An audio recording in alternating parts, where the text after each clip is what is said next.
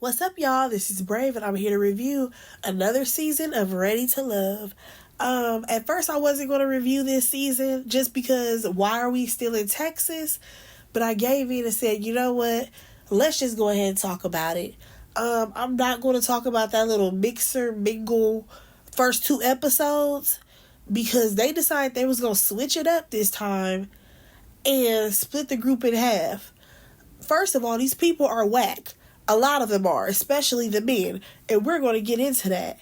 So I may throw in a few little tidbits, for what happened on those episodes, but mainly I'm going to talk about episode 3. So, y'all, this is Ready to Love, Fort Worth, Texas, and let's just go ahead and talk about episode 3. All right, so we start this episode off at this brunch or whatever, and everybody's supposed to be meeting up, but when the second group get there, because this is group number 2, they looking around and they like, wait a second, these are all the same people. Where is the new group of people that we supposed to be mingling and meeting with? Now, keep in mind, y'all, there's a few people who have felt like there are certain people who have caught their eye. First person, that would be Alonzo. He feels that way about Patrice. And Leyland and Chaz seem to be feeling each other as well. Tommy finally shows up or whatever. He brings in the other singles. Here's the thing. If I was a lady on this show, especially this season, I would be so pissed off because, baby, the pickings are slim. These men, they're not that attractive. Let's just call a thing a thing. Like, some of them is cool, but, baby, they gonna have to sell you up on personality.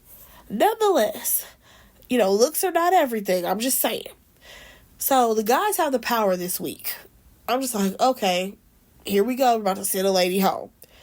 So Mika, we see her. She's working the room, okay? She's talking to this guy, that guy, getting to know a little bit of everybody. And then we see Maya. Now, I must say, when we saw Maya last time, episode 2, I want to say she was on, I feel like I learned nothing about her.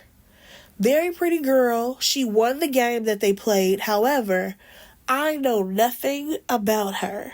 And even with this conversation with William, I still feel like I learned nothing about her because he took the moment to talk about how, he's adopted, he has 3 sons, he wants a daughter, all of this stuff. And I'm just like, we literally saw this man talk. He was vulnerable, letting her know this information. But I was just a little confused because I'm like, well, girl, what we know about you? I feel like we don't know her yet, but we shall see. When it comes to William, though, he's supposed to be a comedian, but baby, he ain't cracked down on one joke at all. Now, it's a couple of other guys on this season who definitely feel like they are part-time comedians. They have to feel that way because they cracking little jokes left and right. But you know what? Let's go ahead and move on. So we see a few other people mingling or whatever, and we actually see Will and Vanessa have a conversation. And baby, that went absolutely nowhere. I'm just like, maybe she don't like him like that. Maybe he a little too goofy for her. Because, she's way more reserved than most people. But let's go ahead and move on. We see Mika and April. They are talking to Jonathan. And baby, they are not here to play no games with this man. Because they want to get to the nitty gritty of what's going on with you and your baby mama. Okay? Now, here's the thing. I don't know if his child's mother is also his ex-wife. Because that was never clarified. So, maybe I'm the one who's tripping, or maybe he said it and I didn't catch it. Y'all let me know in the comments. But I did not mind their line of questioning. Because, let's be so honest, most guys, they do that circle back to a baby mama situation. And also, I think it was valid, I think it was Mika who asked him, like, so, how does your baby mama feel? Like, did she think y'all trying to get back together? Does she still want you? What's going on with that? Because, baby, I'm not trying to walk into no relationship with you and I gotta go back and forth with your baby mama on anything. Now, I will say this. I find it interesting that Jonathan, he was so quick to be like, he didn't like the lineup of questions because they're trying to get to know him. But I'm like, okay, here's the thing. I don't think April has children, or maybe she does. I can't really recall. But I do know that Mika does. Why don't you guys ever throw questions back at the women? Because after she asked about your baby mama, you could have said, oh, well, how are your kids and their father? I think that it would have been fair game. But instead of actually asking questions, to get to know the ladies, he's the type of person that will completely cut you off the minute you say something wrong, or he feels like you have wronged him or stepped out of line. He immediately cuts you off. And I'm just like, sir, who hurt you? Because what type of situation happened with your ex that got you acting like this? Because there are multiple ladies that this man talks to, and quickly, once they say something that he don't like, he writes them off. And I'm just like, sir, what's going on here? And like I said, if you don't care for the line of questioning, dish it back to the ladies. Now, y'all, we see Dominique, he is talking to Laylen, right? And I will say this, Laylen is absolutely beautiful. But baby, I'm going to need for him to stop with this 2 to 10. Okay? Sir, if you wanted to have 10 kids, you should have been working on that years ago.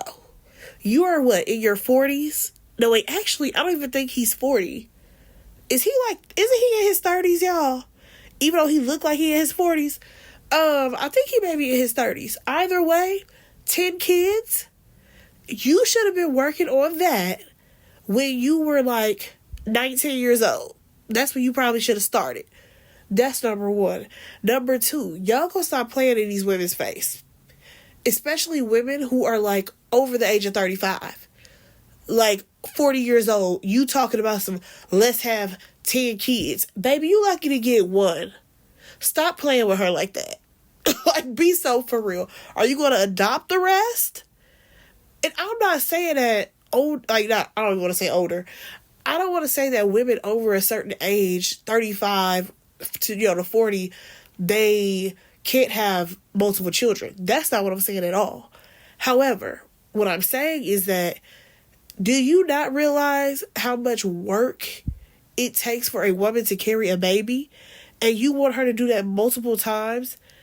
And not to mention how it's a huge health risk the older women are to have children. I mean, I think it's, 35? That's when they start calling it a geriatric pregnancy, even though you're not old or geriatric at all. But you know what I'm saying? Like, I feel like men underestimate what it actually takes for a woman to carry a child. So for you to sit up here and say that you want 10, you are absolutely out of your mind. You're lucky if you get the 2. You need to just say, start there. Start at 2 and say, baby, maybe we can adopt some more if we feel like having some more kids. Now, y'all, let's move on over to April and Lamar, because this conversation pissed me off so bad. So bad. Because she is literally listing off all of her, academic accomplishments. How she has a master's, a doctorate, all these things, right? And here's my thing. Black women can absolutely be proud of all of their degrees and achievements. And what bothers me, y'all, is the fact that this man, he was going up for her. Oh, yeah, girl, you got all that going on. Woo, yeah, shout out to you. All of that, okay? But please know the tides quickly turned when she started to get in his business. Now, keep in mind, she said, let me get in your business real quick. Asked him a question. He answered and it said next. As in, keep asking me questions. So that's exactly what she did. She asked him if he had kids. Asked him if he's been married. I believe he said twice. And then went on to ask him, has he dated, I think, since he was married? And of course he's going to say yes. And she's like, how'd those relationships work out? Or something along those lines. And that's when it got too personal. I said, that's when it got too personal? She could have easily asked you, so what made you end those past 2 marriages? What happened there? But when she asked you about your previous relationships, that's when things got a little shaky and too hot in the kitchen for you. That's mind-blowing to me. So then he's like, who are you to be questioning me? And blah, blah. They go back and forth or whatever. And in his confessional, he's like, I don't care about your degrees. I don't care about all of that. And I'm just like, but you was just going up for her. Why are you being mad? And then on top of that, you guys, what was bothering me about him is the fact that I realized he probably ain't got no degrees. Because why are you coming so hard for a black woman who's educated? Sir, relax. But here's also a thing I realized. He ain't got no real job, y'all. And what I mean by that is, he seems like the type that is just finding things that's part-time. Because he said that he was, a basketball coach? That sounds like something you can do in your spare time, sir. Even if you coach high school basketball, again, a few hours out the day. Are you also a part-time teacher? Are you a substitute? What else you got going on? Oh, wait, my bad. He's also a DJ. I have no disrespect towards DJs at all. But for me, it's giving, he's a DJ on the weekends, and he's a coach for the basketball team. Sir, what else are you doing in the daytime? How much money do you really have coming in? And I'm not knocking DJs, like I said. A lot of them make a lot of money. But a basketball coach, stop playing with me. Like, be so for real. I think that you're intimidated by a woman like April because you know for sure she make way more money than you. I'm sorry, y'all. I was just so annoyed, especially at the end of that scene when he tried to act like he was dismissing her. Sir, if you don't cut it out. But let's go ahead and move on to some dates. So the first date is Koshia, Alexis, Jonathan, and Alonzo. They went on like a little bowling date or whatever. And it was a cute little date. They had some fun. Now let's just get to the conversations. Koshia and Jonathan. Baby, it ain't no connection there because he ends up telling her that he works 6 days out the week. I'm like, sir, do you have time for your child? Forget a relationship. How much time you got for that kid of yours? She ends up telling him that her love language is quality time. I said again, so this is not a match. And he asked her, like, why is that your love language or something? Baby girl couldn't say a word. She didn't know what to say. She didn't know to look at the camera. She didn't know to look at him. She didn't know what to do with herself. Just because he asked her, why is your love language quality time? I said, ma'am, did you just fill out the quiz and that's what the answer gave you and you just held on to that? Like, or is it that your love language may be something like gifts or something, but you don't want to make it seem like you are only dating guys, because they have money or something like that and what they can give you. You know what I'm saying? Oh, and also, please note, Jonathan wrote her off of that. Now, when it comes to him and Alexis, they did have a better connection because they talked about, would he live with his partner or not? And for him, it's all about your connection with his child. And then y'all can figure that out later if y'all can live together. Now, y'all, the conversation, it was going good. It really was. In some type of way, we done circled back to these feet. I don't know what the obsession with feet this cast has, but I'm over it. I don't want them to look at nobody's feet. I don't want them to touch nobody's feet. I don't want to talk about feet no more. I'm so over it. Because we are in episode 3, and these people have talked about touching toes, licking toes, all of this so much. It's disgusting. All right, now let's just go ahead and move on to Alonzo and Koshia because, baby, this was going one place and then it took a turn. So at first they're talking about communication, I believe, and how like she wants her partner to actually comprehend what she's saying. Alonzo, I want you to stop playing. I want you to grow up and stop playing because what you're not about to do is ask this lady who is absolutely over the age of 35 and has 2 children, you're not about to play in her face talking about some. So if we hypothetically had a pregnancy scare, how would you react? What?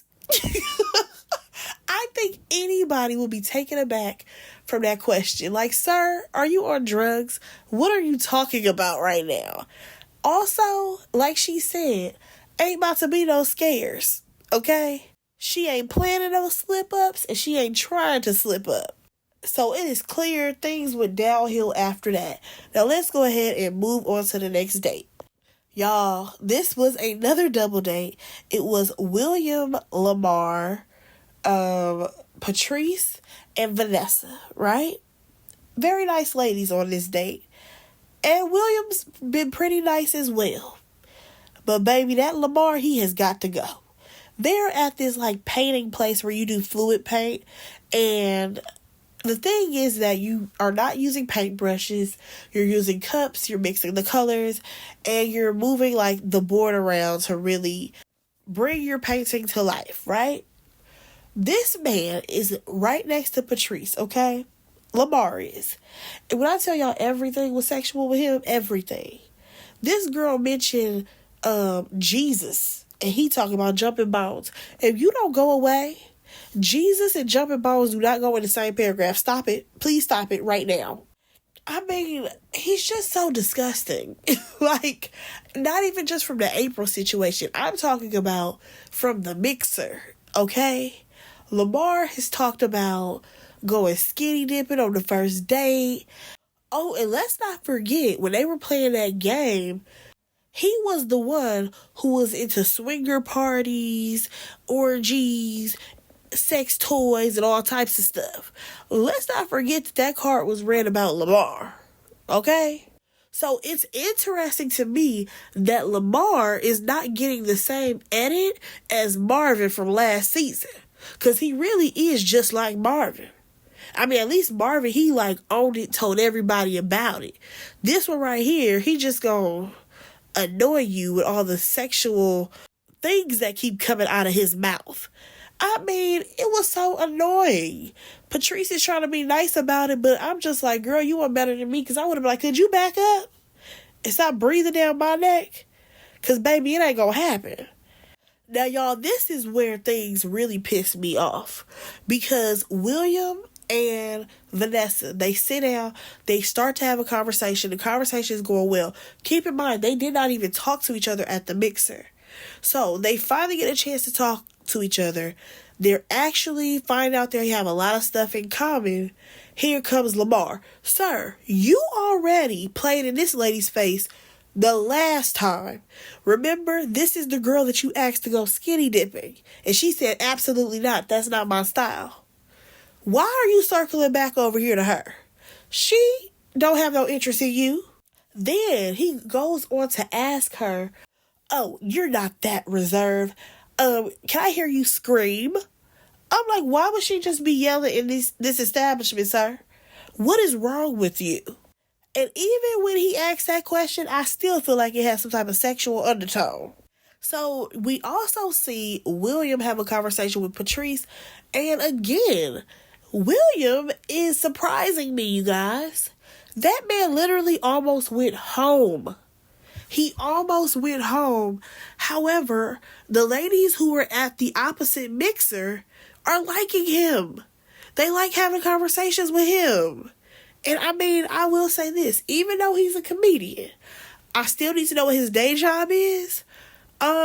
He seems to be the most sincere, the most honest right about now. And he seems to actually be looking for a connection. All right, y'all, let's go ahead and move on to another date, which is actually a solo date. It is LaRon and Patrice. I think he ended up asking her, like, what does she think about quality time or something about that. And according to her, it's in her top 3 of love languages. Keep in mind, y'all, there's only 5. Now, y'all, the food done came out, okay? Because they went to a restaurant. Baby, that food looked real good. I don't know the name of that place, but I need to find out because I don't even eat catfish, y'all. But I want some catfish now because that man, he hyped that whole plate up, okay? He couldn't stop talking about the food. He couldn't stop looking at the food. The only thing that was stopping him from really getting down on that plate was the fact that he was supposed to be on a date and it's on TV. Because keep in mind, she ordered some turkey necks. That's her business. That's not really my ministry. She said she was going to take hers to go. That man said, oh yeah, because I'm about to go ahead and tear these right on up. His catfish. Baby, that's called when them cameras is down, I'm about to pig out. Okay? Now, at one point, Patrice ends up asking him about, does he have time for her? And according to him, again, him and this nightlife thing, he goes out Wednesday through Sunday. Sir, if you don't own some parts of this club, why are you going out that often? Why are you going out every week, 5 days out the week? Are you a DJ? Are you a bouncer? Like, I need to understand why you're going out that often. That's crazy. And I get it. He's in his early 30s, but be so for real. What else do you have going on in your life that you are able to go out 5 days out the week and to go partying, clubbing, drinking, probably every night? That's a problem. But y'all, let's just go ahead and move on. We see Jonathan and April go on a date. I was not expecting that, because I feel like the same way that he felt about Mika, he probably felt about April, because she was sitting at that table when they were asking all those questions. So this was definitely a producer set up date. Now, one thing that I will say is shout out to April, because she is not afraid to show her real self, because it looks like she showed up to this date without no makeup on. I mean, her skin looks really healthy. So, according to her, you guys, keep in mind that this date is for her to get some clarity on some things, okay? Now, in the beginning of this, he ends up asking her about her last relationship, which was her marriage. Clearly, she's divorced now. And she talks about how basically her man has stepped out on her, and, she does have some insecurities. I feel like she was being very honest and vulnerable as well as open, okay? And this is what I mean by, if the guys are actually asking her questions, she's open to answer. However, when she asks them questions, they get so guarded yet in an uproar. It's crazy. Okay, so April then goes on to ask him, hey, the last time that we spoke, you mentioned how you think that your ex still has feelings for you. Like, what makes you think that? So he responds and he says, oh, it's because of sometimes the things that she says or whatever. Okay, why are you in your confessional upset talking about, so why is she bringing this up again? She said she wanted a little bit of clarity, and I feel like what she asked wasn't valid. You just said that your ex probably still wants you. Yeah, explain why. Are you still linking up with her? Like, are there mixed signals? What's going on over there? So as they continue to have a conversation, one thing that I realized about April is that baby girl has to have all of her answers. She wants all her ducks in a row. She seems to be very, I don't want to say calculated, but like her mind is always ticking. You know what I'm saying? Like, she's always thinking, and she's probably an overthinker because she needs all the answers. Because the thing about her is that when she starts asking questions, she's going to continue to hit you with them. Like, she has like a list in her head, I guess, of like, okay, you answered that way. Boom, I got another question. Boom, I got another question. And I think that these men are not used to that. They are probably just used to women who are just sitting pretty and smiling in their face. So please know that Jonathan, he definitely wrote her off after that date. So the guys, they are meeting up with Tommy, right? Y'all, I'm not even about to talk about who each of the guys are feeling, because honestly, we only saw a handful of people go on dates, number one, and half of them was the same people repeated. Yeah, let's just go ahead and talk about who they don't like. So, first things first, what annoyed me was Lamar, yet again, talking about some, who's that girl who was wearing them shorts? Oh, baby, you know who she is. You know who April is. Stop playing. So, April is on the chopping block, right? It's not only Lamar that has an issue with her, it's Jonathan, as well as a couple of the other guys. Now, who else is on the chopping block? Koshia. A couple of the guys, they are not feeling her. Now, one thing that LaRon did was pipe up and say, hey, that's one of my connections. I really like her. So, next thing you know, of course, somebody has to be let go. Now, April, girl, you should already know that you was gonna leave because they put you on a date with Lamar. I'm just like, really, producers? Y'all didn't think to get another guy to do it? At least let the girl think that she gonna stick around. But yeah, y'all, April went home. I must say, Fort Worth seems like it's gonna be interesting, okay? I'm going to keep on reviewing and my reviews will be on time. Y'all, let me know what y'all thought about this episode. Go ahead and like, comment, and subscribe to my channel. And I will talk to y'all in my next review. Bye, guys.